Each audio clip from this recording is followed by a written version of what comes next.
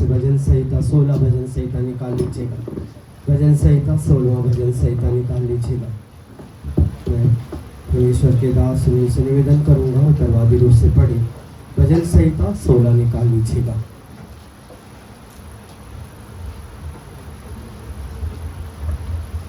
भजन संहिता 16 अध्याय Sam chapter 16 एक पद मैं पढ़ूंगा, एक आप पढ़िए, आखिरी पद मिलके पढ़िए। अभी तो निकाल लीजिए। युवा परमेश्वर मेरा भाग, हे ईश्वर मेरी रक्षा कर, क्योंकि मैं तेरा ही शरणगत हूँ।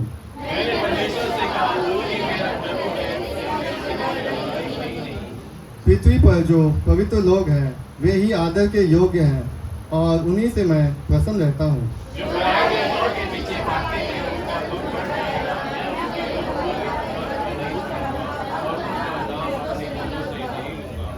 युवा मेरा भाग और मेरे कटोरे का हिस्सा है, मेरा भाग को तू स्थिर रखता है।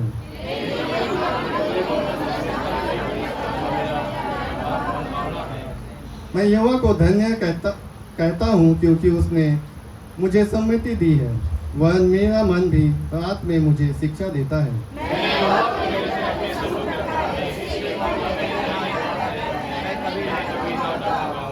इस कारण मेरा हृदय आनंदित और मेरी आत्मा मगन हुई, मेरा शरीर भी चैन से रहेगा।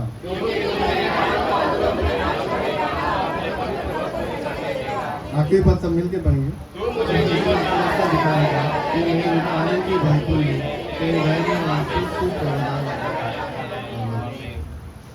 आइए प्रभु की प्रार्थना करें। जो भी लैंग्वेज में आप जानते हैं प्रभु की प्रार्थना करें। ये हमारे पिता तो जो स्वर्ग में है, तेरा नाम पवित्र माना जाए, तेरा राज्य आवे, तेरी इच्छा जो स्वर्ग में होती है वैसे पृथ्वी पर ही पूरी हो। हमारे दिन भर की रोटी आज हमें दे, और हमारे अपराध हमें क्षमा कर, जैसे अपने अपराधियों को क्षमा करते हैं। हमें परीक्षा में ना ला, पर बुराई से बचा। तेरा राज्य, पराक्रम और महिमा सदा तेरा ही है। आमीन। बैठ जाएगा।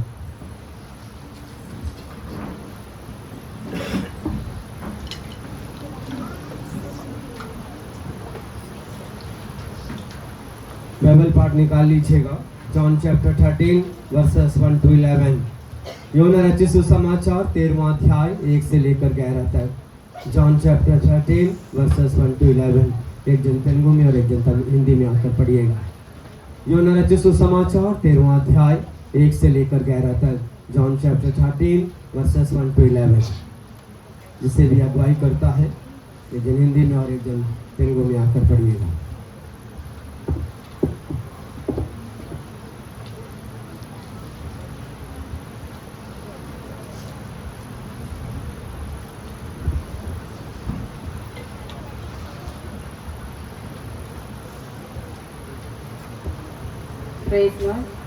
यूहन्ना की पत्री 13वां अध्याय 1 से लेकर 11 तक देखेंगे। यीशु का चेलों के पैर धोना। फसह के पर्व से पहले जब यीशु ने जान लिया कि मेरा वह घड़ी आ पहुंची है कि जगत छोड़कर पिता के पास जाऊं, तो अपने लोगों में से जो जगत में थे जैसा प्रेम वह रखता था, अंत तक वैसा ही प्रेम रखता रहा। जब शैतान साइमोन के पुत्र योदा इस्करियोती के मन में यह डाल चुका था कि उसे पकड़वाए, तो भोजन के समय यीशु ने यह जानकर कि पिता ने सब कुछ मेरे हाथ में कर दिया है, और मैं परमेश्वर के पास से आया हूँ और परमेश्वर के पास जाता हूँ, भोजन पर से उठकर अपने ऊपरी कपड़े उतार दिए और अंगोछा देकर अपने कमर बांधी। तब बर्तन में पानी भरकर चेलों के पांव धोने और जिस अंगोछे से उसकी कमर बंधी थी उसी से पोंछने लगा। जब वह सिमोन पतरस के पास आया तब पतरस ने उससे कहा, हे प्रभु, क्या तू मेरे पांव धोता है? यीशु ने उसको उत्तर दिया, जो मैं करता हूँ तू उसे अभी नहीं जानता, परंतु इसके बाद समझेगा। पतरस ने उससे कहा, तू मेरे पाँव कभी ना धोने पाएगा। यह सुनकर यीशु ने उससे कहा, यदि मैं तुझे ना धोऊं तो मेरे साथ तेरा कुछ भी साझा नहीं। सैमन पतरस ने उससे कहा, हे प्रभु, तो मेरे पाँव ही नहीं वरन हाथ और सिर भी धो दे। यीशु ने उससे कहा, जो नहा चुका है उसे पाँव के सिवाय और कुछ धोने की आवश्यकता नहीं, परंतु वह बिल्कुल शुद्ध है और तुम शुद्ध हो, परंतु सब के सब नहीं। वह तो अपने पकड़वाने वाले की जानता था कि इसलिए उसने कहा, तुम सब के सब शुद्ध नहीं। आमीन।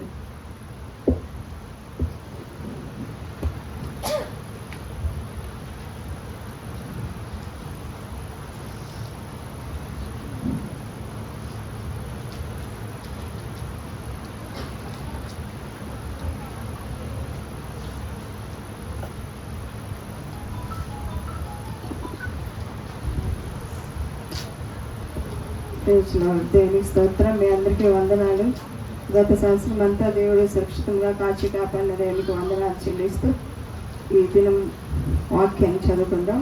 యోహాను సువార్త 13వ అధ్యాయం 1 నుంచి 11 వరకు చదువుకుందాం. తాను ఈ లోకము నుండి తండ్రి వద్దకు వెళ్ళవలసిన గడియ వచ్చినని యేసు పస్కా పండుగకు ముందే ఎరిగిన వాడై లోకములో ఉన్న తన వారిని ప్రేమించి వారికి అంతవరకు ప్రేమించెను. తన వారిని ప్రేమించి వారిని అంతము వరకు ప్రేమించెను. వారు భోజనము చేయుచుండగా ఆయన అప్పగింపవలెనని సీమోను కుమారుడు అగు ఇస్కరియోతు యూదా హృదయములో అపవాది ఇంతకు ముందు ఆలోచన పుట్టించి ఉండెను గనుక తండ్రియు చేతికి సమస్తము అప్పగించననియు తాను దేవుని యొద్ద నుండి బయలుదేరి వచ్చిననియు దేవుని యొద్దకు వెళ్ళవలసి ఉన్నదనియు యేసు ఎరిగి భోజన పత్తులో నుండి లేచి తన వస్త్రములను అవతల పడవేసి ఒక తువాలు తీసుకొని నడుమునకు కట్టుకొనెను.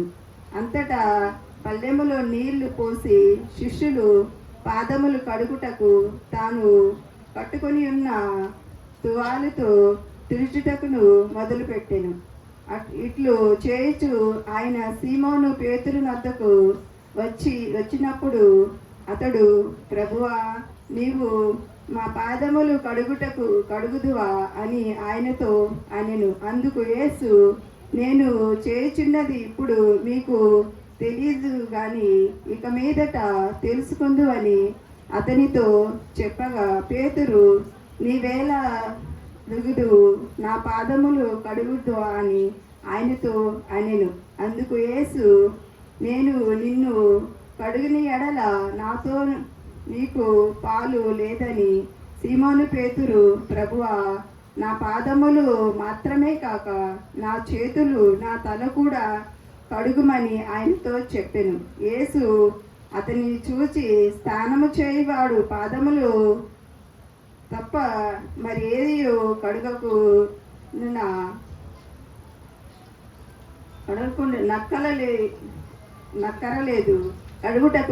అక్కరలేదు. అతడు కేవలము పవిత్రుడాయెను. మీరు పవిత్రులు కానీ మీలో అందరూ పవిత్రులు కారెనెను. తాను అప్పగించు వానిని ఎరిగెను గనుక మీలో అందరూ పవిత్రులు కారని ఆయన చెప్పెను. ఆమేన్.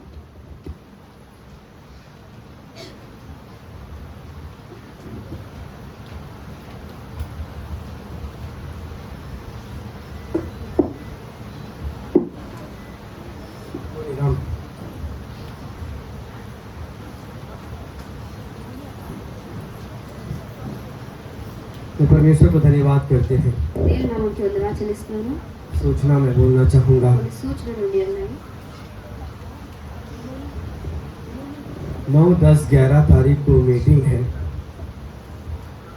9, 10, 11 తారీఖున 9 और 10 और 11 तारीख को शाम को 5 बजे से लेकर 8 बजे तक अंबेडकर ऑडियो में एक मीटिंग है। 9, 10, 11 అంబేద్కర్ ఆడిటోరియంలో మీటింగ్ జరుగుతున్నాయి. डॉक्टर आचार्य विकास मसीह हमारे बीच में आ रहे हैं। డాక్టర్ ఆచార్య వికాస్ గారు మన మధ్య జరుగుతున్నారు. आपसे नम्र निवेदन है, इस मीटिंग में सहभागिता दीजिए। మీరందరినీ రిక్వెస్ట్ చేస్తున్నారు ఈ మీటింగ్ లో మీరందరూ రావాలని. परमेश्वर अनगिनत आपको आशीष करेगा। దేవుడు మీ అందరినీ అతిథ్యంగా దీవించును గాక.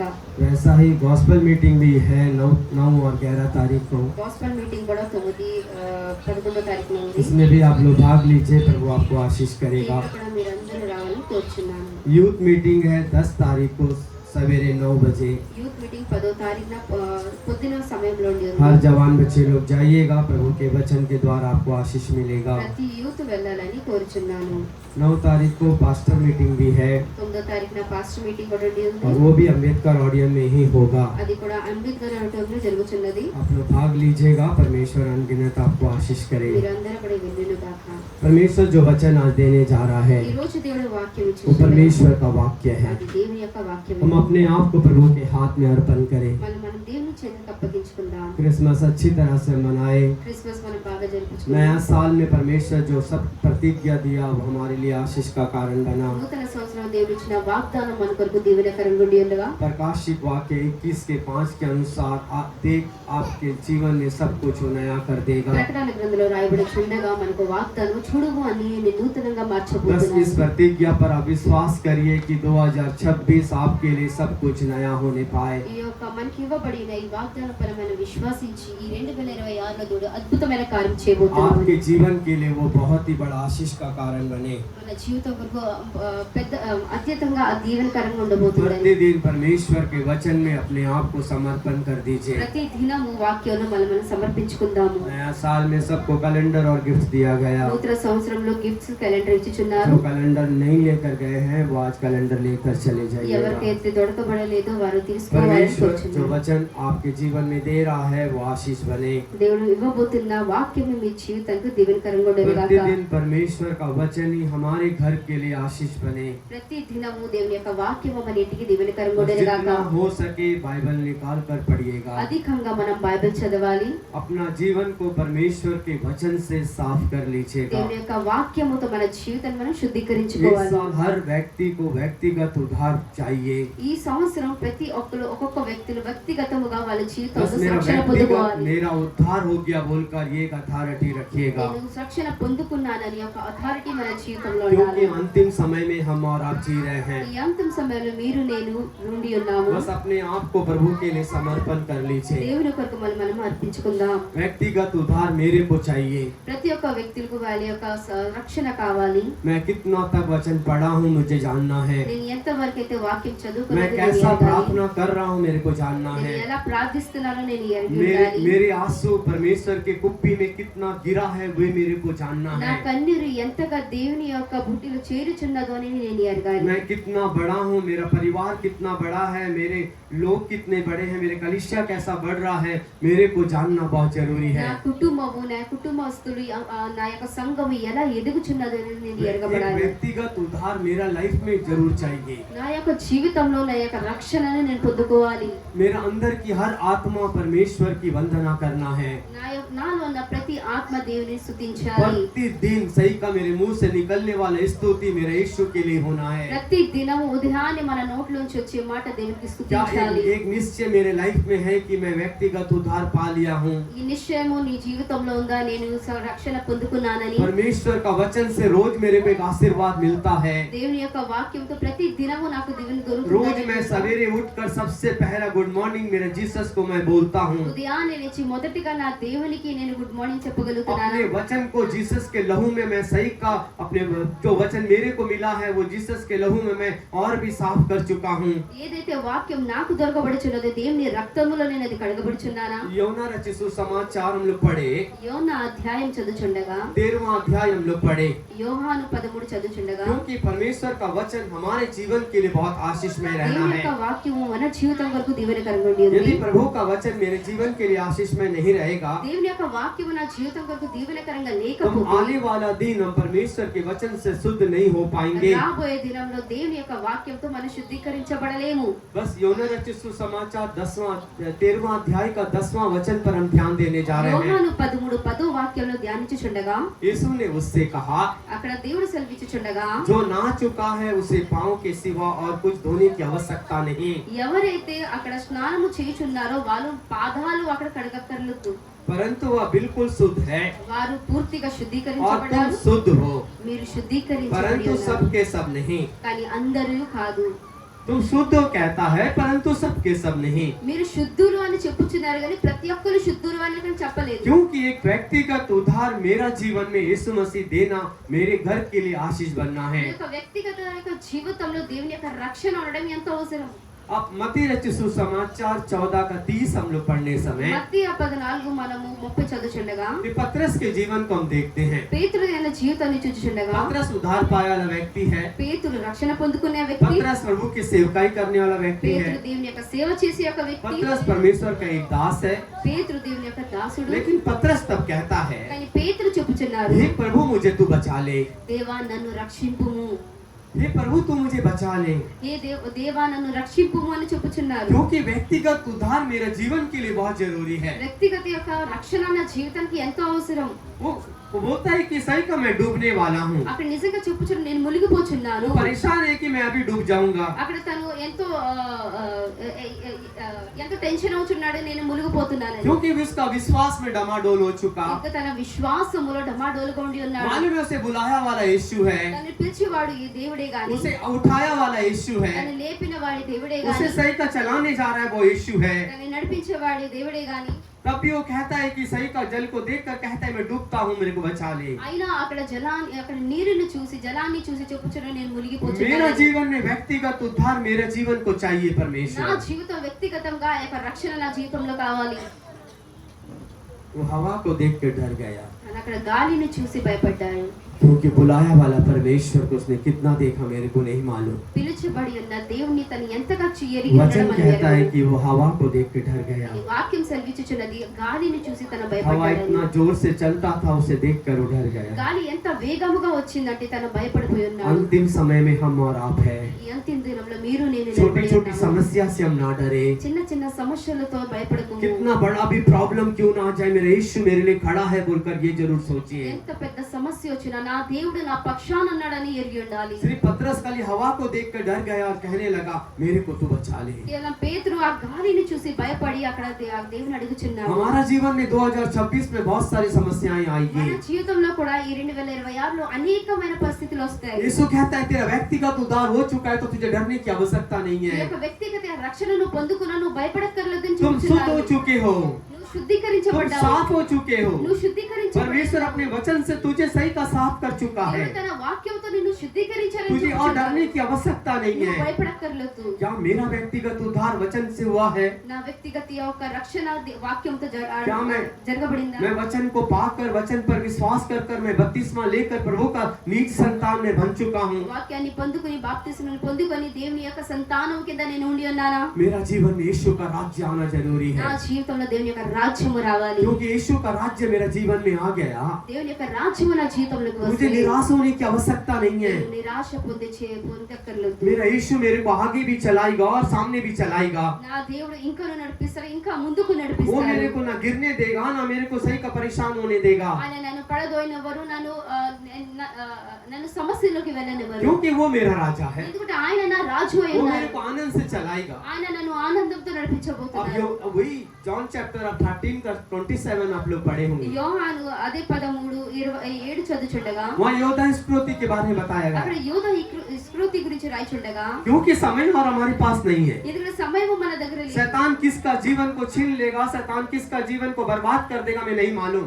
సాతానుడు ఎవరి జీవితాన్ని లాక్కుపోతున్నా, ఎవరి జీవితాన్ని నాశనం చేయబోతున్నా మనం ఎరగము। यहाँ पर यीशु योद्धा स्क्रोति को देखकर कहता है ఇక్కడ దేవుడు యోధ ఈ స్కృతిని చూసి जो చెప్పుచున్నాడు, काम तुमको करना है उसे तुरंत करो कहता ఏ है, కార్యమైతే నువ్వు చేయాలని వచ్చు దాన్ని जो काम చెయ్యు। तुझे करना है उसे तुरंत करो ఏ कहता है, కార్యం చేయాలని వచ్చుచున్నావు దాన్ని చెయ్యము అని क्योंकि చెప్పుచున్నాడు। हम सही का तुरंत करना मेरे को बहुत जरूरी। శీఘ్రముగా చెయ్యాలి మనం ఆ కార్యాన్ని। योद्धा स्क्रोति యూదా ఇస్కరియోతు देखने के समय में परमेश्वर के साथ था। చూచుచుండగా దేవుని సముఖంలో తను ఉండి ఉన్నాడు. उसे उसे खजांची बनाया तो उसे केसियर बनाया था। తను కేసీఆర్ గా తను నుంచుచుండగా उसके पास पैसे की कमी नहीं थी। తన దగ్గర డబ్బు కొద్దివే లేదు.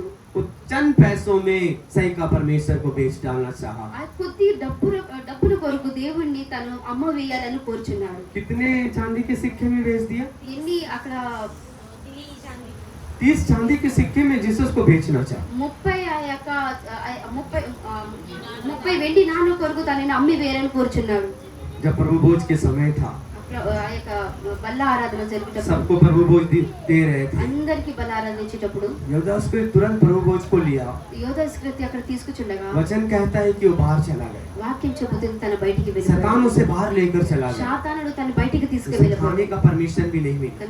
తన తినే యొక్క పర్మిషన్ కూడా సాతానుడు परमेश्वर ఇవ్వలేదు. दिया तब भी उसने नहीं लिया। ఆ దేవుడు ఇచ్చినా కూడా తను परमेश्वर తీసుకోలేకపోయాడు. उसके हाथ में भी दे दिया तब भी वो खा नहीं पाया, తన చేతిలో దేవుడు ఇచ్చినా కూడా తన क्योंकि उनके अंदर में शैतान समा गया था। తన లోని ఒక సాతాను వచ్చుచున్నాడు. अब यीशु कहता है जो काम तुझे करना है वो तुरंत करना। అక్కడ దేవుడు చెప్పుచు ఏ కార్యం అయితే నువ్వు చేయాలో శీఘ్రముగా చేయవు. यीशु मालूम था ये मेरे को पकड़ाने जा रहा है, దేవుడు ఎరిగి ఉన్నాడు నన్ను పట్టించబోతున్నాడు. ये मेरे को सही का मेरे को बेचने जा रहा है। తిను నన్ను అమ్మబోతున్నాడు. అక్కడ ఎరిగి ఉన్నారు. वो बाहर जाकर सही का वो पछताने लगा, అక్కడ బయటికి వెళ్ళి తను అక్కడ मैंने పశ్చాత్తాపపడుచుండగా क्या कर दिया, నేను ఏం చేశాను, मैं इस चांदी का सिक्का मैं वापस दे दूंगा। ఈ వెండి నాణాలని మళ్ళీ తిరిగి ఇచ్చేస్తాను. क्या चांदी का सिक्का उन्हें लेकर जाकर वापस दिया, उसने लिया। వెండి నాణాలు మళ్ళీ తిరిగి వాళ్ళకి ఇచ్చుంటే వాళ్ళు తీసుకున్నారా? वचन कहता है उसने लिया नहीं, उन लोग मांगते ही नहीं बोल दिया। అక్కడ వాక్యం చెబుతుంది మాకు వద్దు అని వారు వద్దు అన్నారు. किसी का पाप भी किसी के पाप में कोई सहभाग्यता नहीं देगा। ఎవరి పాపంలో ఎవరు సౌభాగ్యములు ఎవరు? अपने अपने पाप का अपना ही लेखा मेरे को देना మీ होगा। పాపానికి మీరే అక్కడ లేఖనివ్వాలి. योदा स्कृति पैसा वापस भी दे दिया लेकिन पैसा उन्होंने नहीं लिया। యోధా ఇస్కరియోతు డబ్బు తిరిగి ఇచ్చేసినా కానీ వారు मेरा తీసుకోలేదు. जीवन में व्यक्तिगत उद्धार मेरे लाइफ में चाहिए परमेश्वर। వ్యక్తిగతంగా నా జీవితంలో దేవుని యొక్క రక్షణ ఉండాలి. प्रभु जी सही का मुझे हवा को देख के डरने के लिए मैं यहाँ नहीं आया। దేవా నీ నిజంగా గాలిని చూసి భయపడే मैं शैतान के हाथ में परमेश्वर पढ़ने के लिए मैं यीशु मसीह मेरे नाम में नहीं आया। నేను సాతానుడితో చూసి భయపడడానికి కాదు దేవా నేను నీలో వచ్చింది. मेरा समय और कितना है मेरे को नहीं मालूम, నా సమయానికి ఎంత కొంత పని बस ఎరగాలి. मेरे को जो तुरंत करने वाला काम को मैं तुरंत करने के लिए कोशिश करें। నేను ఏదైతే శీఘ్రంగా చేయాలో కార్యము దాన్ని శీఘ్రంగా परमेश्वर के చేయాలి. वचन को जल्दी से जल्दी ग्रहण करने की कोशिश करें। దేవుని యొక్క వాక్యాన్ని ఎంత తొందరగా అంత తొందరగా దేవుని వాక్యాన్ని మనం గ్రహించుకోవాలి. मार्कुस 4:16 कहता है మార్కుస్ जो 4:16 उसके वचन को ग्रहण करेगा वो आशीष पाएगा। ఎవరైతే ఆయన వాక్యాన్ని గ్రహిస్తారో వాళ్ళు దీవెనలు పొందుకుంటారు. मार्कुस 2:12 आप लोग पढ़े होंगे। మార్కుస్ 2:11 చదువుచున్నాడు. सही का उठना है और तीव्र गति से प्रभु के वंदनाम को करना है। మనం లేవబడాలి. తీవ్రంగా లేచి దేవుని యొక్క సముఖంలో जो दिन मेरे को मिला है वो दिन परमेश्वर के हाथ में अर्पण करना ఏ है। దినమైతే నాకు దొరకబడిందో ఆ దినము దేవునికి यदि సమర్పించాలి. परमेश्वर का दिन को परमेश्वर के हाथ में अर्पण कर कर हम उठेंगे तो सही का सवेरे का रोटी से लेकर सवेरे का आशीर्वाद तक मेरे को मिलेगा। నిజంగా నేను ఏ దినమైతే లేచి ఆ ఉదయాన్ని దేవుని చేతికి అప్పగిస్తే ఆ ఉదయాన్ని ఆ యొక్క రొట్టె నా దేవుడు నాకు मेरे को సంపూర్ణ मिला वाला काम क्या है? నాకు దొరకబడిన కార్యం ఏంటి? योदा स्कृति को मिला वाला काम जो तुझे करना है वो तुरंत कर ले कहता యోధా है। ఇస్కరియోతుకి ఇవ్వబడిన కార్యానికి చెప్పుచున్నాడు నువ్వు శీఘ్రముగా చెయ్యము అని. और वो शैतान के कार्य था, కానీ అది సాతానుడి యొక్క కార్యము. वो करने के बाद वो पछताया तब भी उसको पछताने का अवसर नहीं मिला। అది చేశాక తను ఎంతో అక్కడ పశ్చాత్తాపపడ్డాక ఆ పశ్చాత్తాపానికి తనకి मेरे को అవకాశం దొరకలేదు. मेरे को बुलाया वाला परमेश्वर सच्चा है। నన్ను పిలిచిన దేవుడు నిజమైన దేవుడు. वो हमें अपने बुलाहट के अनुसार बुलाया है। ఆయన పిలుపు ద్వారాగానే మమ్మల్ని పిలిపించబడ్డాము. क्या मेरा व्यक्तिगत उद्धार हो गया और मैं अपनी बुलाहट को पहचानता हूँ? నా వ్యక్తిగత యొక్క రక్షణ నేను పొందుకున్నానా దాన్ని నేను ఎరిగి ఉన్నానా దానిని?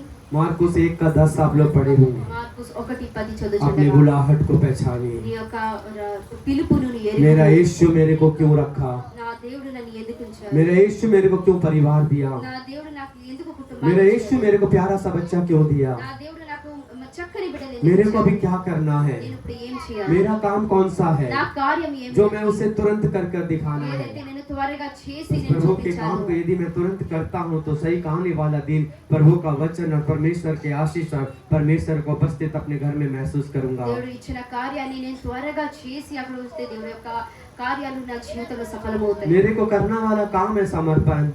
నేను చేయబడే నా కార్యముకి సమర్పణ यीशु के पास आ गया तो पूरा रीति समर्पण कर నేను लीजिए। దేవునిలో వస్తే నేను పూర్తిగా సమర్పించబడాలి मेरी सोच को इधर उधर जाने मत दीजिए। నా ఆలోచన అక్కడే ఇక్కడికి मेरा వెళ్ళనివ్వకూడదు व्यक्तिगत उद्धार मेरे को समझना है। నా వ్యక్తిగత యొక్క రక్షణ मेरा व्यक्तिगत उद्धार में मेरा यीशु खड़ा है मेरे साथ, उसे मैं समझना है। నా వ్యక్తిగత రక్షణలో నా దేవుడు నాతో ఉన్నాడని నేను ఎరిగి ఉండాలి यदि मैं समझ गया నేను దాన్ని అర్థం तो చేసుకుంటే वचन कहता है कि मेरा साक्षी अच्छा रहेगा। అప్పుడు వాక్యం సెలవిచ్చుచున్నది నీ సాక్ష్యము నిజంగా మంచిగా प्रेरितों के काम 16 का 33 में देखने समय, एक्स चैप्टर 16 का 33 में हम देखने समय అపోస్తులు 16 మనం చూచుచుండగా एक एक के साक्षी को हम देखते हैं। ఒక్కొక్కరి సాక్ష్యాన్ని మనం वो दरोगा చూచుచున్నాము का हो व लुधिया का हो, उनका साक्षी को हम देखने समय उनका साक्षी हमारे जीवन को चेंज करता है। దరోబా లూదియా వారి యొక్క సాక్ష్యాన్ని మనం చూస్తే వాళ్ళ సాక్ష్యం మన జీవితాన్ని మార్చి వేస్తున్నది अंतिम समय में मेरा साक्षी देने वाला होना है। అంతిమ సమయంలో మనం సాక్ష్యం ఇచ్చే వారిగా मेरा ఉండాలి गवाह यीशु मसीह का सुसमाचार सुनाने वाला गवाही होना है। నా సాక్ష్యము దేవుని యొక్క వాక్యము చెప్పే విధంగా बस मेरा ఉండాలి गवाह यीशु के साथ सही का चिपकने वाला होना है। నా యొక్క సాక్ష్యము దేవునితో అంటగట్టి ఉండాలి तब परमेश्वर की आत्माएं मेरे को चलाएगा, అప్పుడు దేవుని ఆత్మ నన్ను నడిపిస్తుంది मेरे को वो लज्जित होने नहीं देगा, నన్ను సిగ్గుపడనివ్వదు मेरे को किसी का नजर में गिराने नहीं देगा। నన్ను ఎవరి యొక్క కన్నులో నన్ను పడనివ్వదు परमेश्वर व्यक्तिगत रीति से मेरी अगुवाई कर कर मेरे को लेकर जाएगा। వ్యక్తిగతంలో నా దేవుడు నన్ను నడిపించి నన్ను నడిపిస్తారు इसीलिए मत्ती रचित सुसमाचार 28वां अध्याय का 7 वचन कहता है, మన మత్తయి 18లో చూసిచుండగా 28 का 7 कहता है, మత్తయి 27 जीवित प्रभु यीशु मसीह के बारे में प्रतिदिन बताइए।